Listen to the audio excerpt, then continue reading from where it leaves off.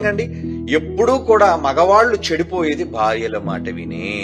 నిజమండి, మెజారిటీ ఎక్కడో 100%లో ఏదో 0.1% నిజంగా తల్లుల మాట తండ్రుల మాట విని భార్యల మాట వినకుండా ఉండేవాళ్ళు ఉంటారేమో గాని మెజారిటీ పురుషులందరూ కూడా మగవాళ్ళందరూ కూడా ఎవరి మాటలు వింటారు? భార్యల మాటే వేదవాక్కు.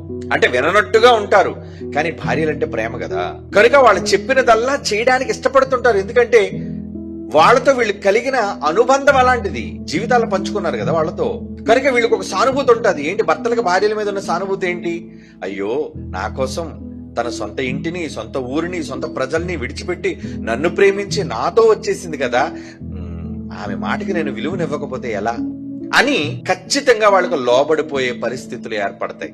ఏమండి, ఇది ఏదేను తోట నుంచి ఆనవాయితీగా వస్తున్న రివాజ్ అంటారు దీన్ని. దేవుడే చెప్పేశాడు, ఇది నా మాట కాదు. ఏంటా మాట?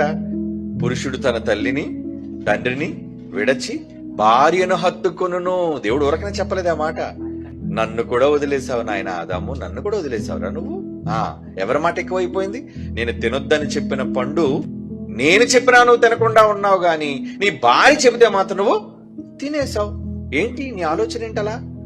అంటే నీకు భార్య మాటలే ఇష్టం, అంతేనండి. మన అందరి తండ్రి ఆదాము కదండి, కనుక పురుషుల్లో